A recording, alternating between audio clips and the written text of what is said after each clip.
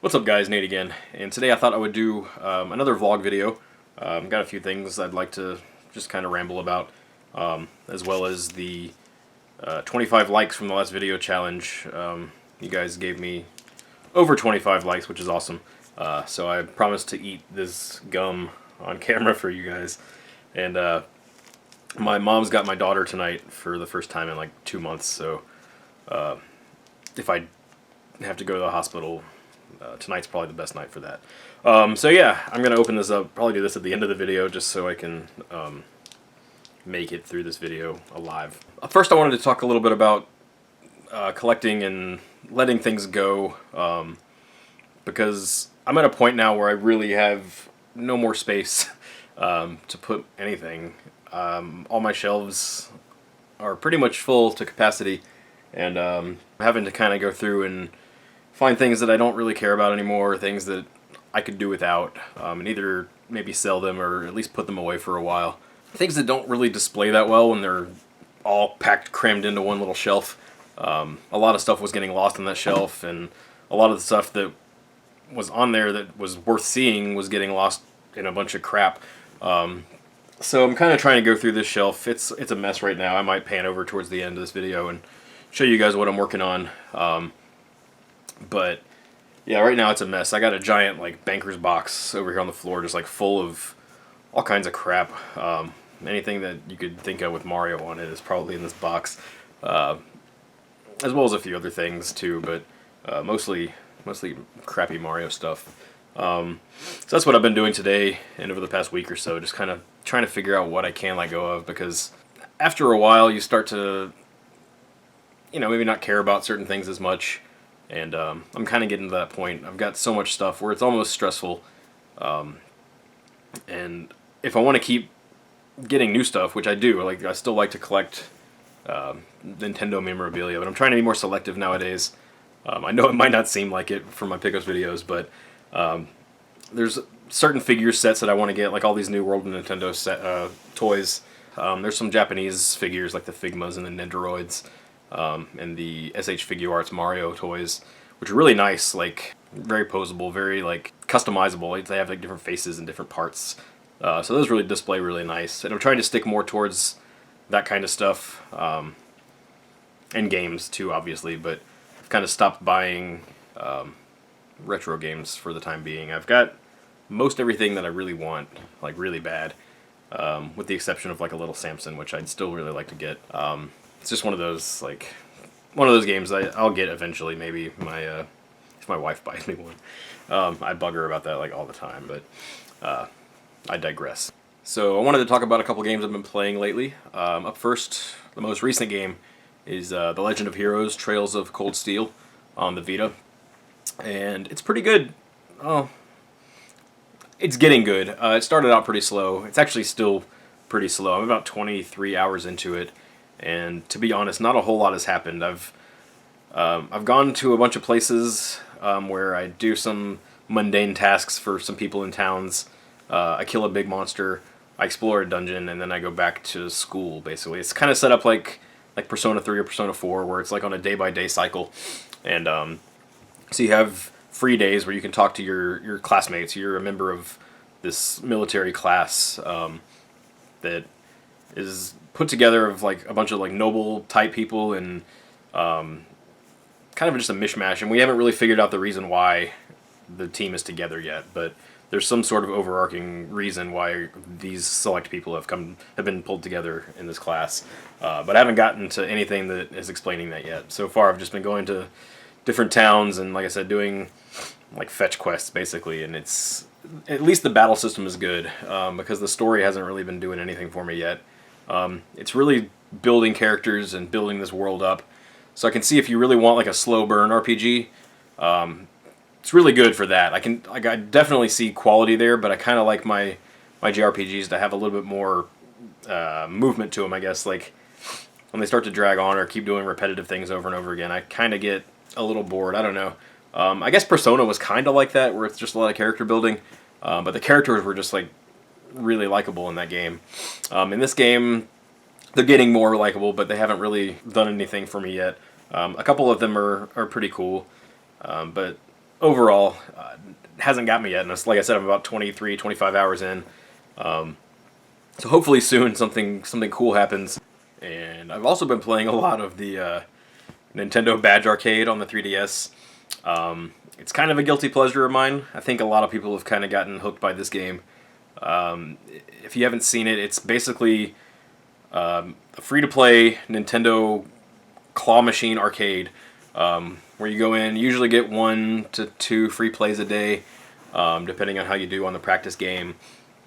And you basically just control a claw machine to pick up these Nintendo like badges, like pins, of different characters, different, like, there's Mario sprites, and there's Zelda sprites, and there's Animal Crossing characters, and Pikmin characters. Pretty much anything you can think of Nintendo, they probably have it in here at some point. The arcade machines change out every few days, and like I said, you get 1 or 2 free plays a day, sometimes more if you get really lucky. But generally speaking, you might get one a day is like the average. But you can buy plays, obviously, because it's a free-to-play game. 5 plays is $1. 10 plays is $2, and so on. The way they get you is this rabbit is like the proprietor of this arcade, I guess, and he sweet talks you into paying money pretty regularly. I've put probably more money than I care to admit. Let's just say I could have bought another 3DS game. So that's pretty cool. I don't know. It's just a little thing. I think I've kind of gotten away from the wanting to spend money every day. For the first couple weeks, it was a little rough. Yeah, it's still really fun. Nintendo's got a way of making DLC somehow charming, and I don't know how much longer that can last, to be honest. With Rusty's Real Deal Baseball, they had the mini games you could unlock, and you could like haggle with Rusty to like get the price down lower, which is a really cool mechanic and very Nintendo thing to do, which I really like. So I'm really interested to see how they do DLC and microtransactions on mobile. If they're going to kind of keep in that same, like, well, you don't have to pay, but you should if you want to have fun kind of deal.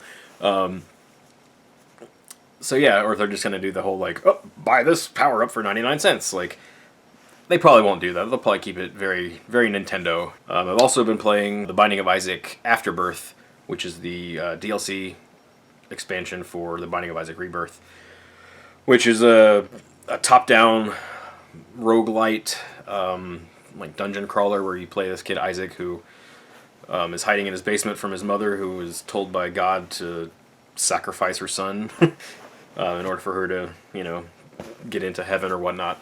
So he hides in the basement and he shoots tears out of his eyes at enemies, which is like the basement's full of monsters, and you find different items and upgrade yourself, and your tears can turn into like scythes and like laser beams and all kinds of shit.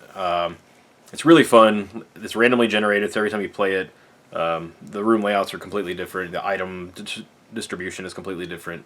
The enemies are different, obviously. So it's really like an endless game. Like, I could play it forever. And different items have different synergies with each other, so you could have like lasers that ricochet off walls and bounce everywhere, or you can just have regular lasers.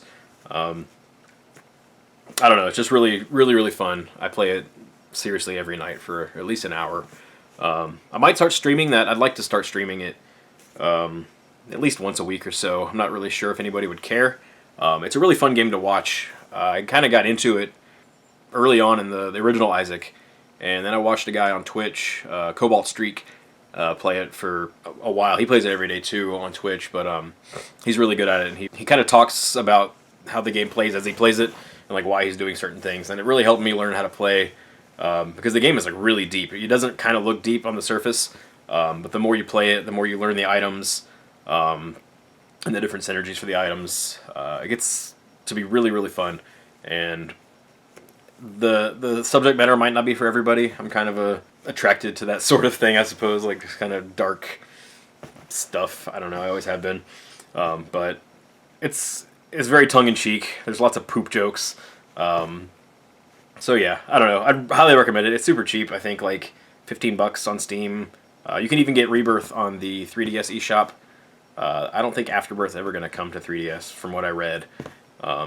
and I think Afterbirth is coming to PS4 soon too. So if you never played it, I would really, really highly recommend it. If you're a fan of the original Legend of Zelda, I wouldn't compare it exactly to that, but if you like that top-down, like fighting monsters from that perspective, it might be up your alley. So definitely give it a try. If anything, maybe watch a video on it or something, or maybe check out my stream if I decide to. But that's pretty much it for things I've been playing. I actually did hook up my NES over here on my new cart that my wife got me for Christmas. So I've been playing some games on that every night for the past week or so. Played like Castlevania, Contra. I actually beat Contra for the first time in my life without dying a couple nights ago, and that felt really good. I put the Konami code in just like because I always do, just in case I'm having an off night. But I can usually beat the game in like less than 3 lives. But I finally no death Contra for the first time ever, and that was pretty awesome. Yeah, I also played a little bit of DuckTales. Been watching the Twitch or the Games Done Quick stream on Twitch. They do like a charity marathon where people speedrun all kinds of games from old NES games all the way up to modern PC games. And it's really fascinating to watch some of these games and how some people can like break them. So I've been watching that, and it's kind of inspired me to go through and try to... I'm not anywhere near as good as these guys, but it's fun to like see some of their tricks and then try to apply them into games that you've been playing for a long time. Like, I had no idea of some of the tricks in Super Mario Brothers that you could... Basically, the warp part in World 4-2, where you have to hit the vine and go up, and then you go into the bonus world area with the mushrooms and coins and shit. If you scroll the screen to the right enough and go down a certain pipe, it tricks the game into thinking you went up the vine, so you can kind of skip all the invisible coin block kind of staircase you have to make. You probably know what I'm talking about. Everybody knows Mario. But yeah, there's like a certain trick you can do to like scroll the level past it and go down a pipe, and it acts the same way, and it saves like a little bit of time. I mean, it's not like an extravagant amount of time, but when people are beating the game in like 4 minutes and 55 seconds or whatever, like every second counts at this point. So that was really cool. I never got that trick to work, but I played with it a little bit to try it, and there's a lot of little tricks like that I'd like to try. So maybe I'll do some more of that soon. I don't know, but I guess the reason you're all here is to watch me eat this gum. Let's see. Keep in mind, this was made in 1989. It has BHT to maintain freshness. So hopefully BHT is some good shit. I'm going to try to preserve this card pack as best I can. Oh god. Well, let's show off the tattoos that comes with it. Oh, these are great.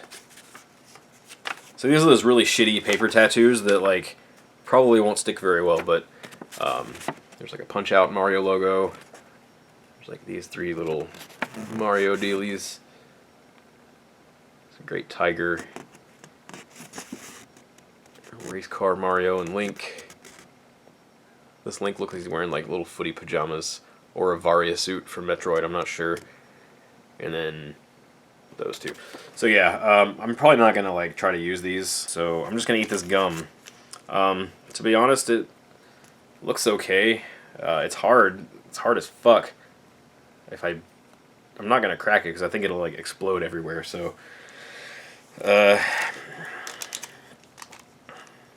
I'm trying to kill time here. I don't really want to do this, but I'm gonna do it. So, bottoms up.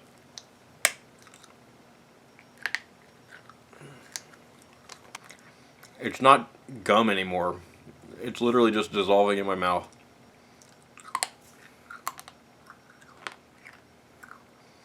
Alright. I did it.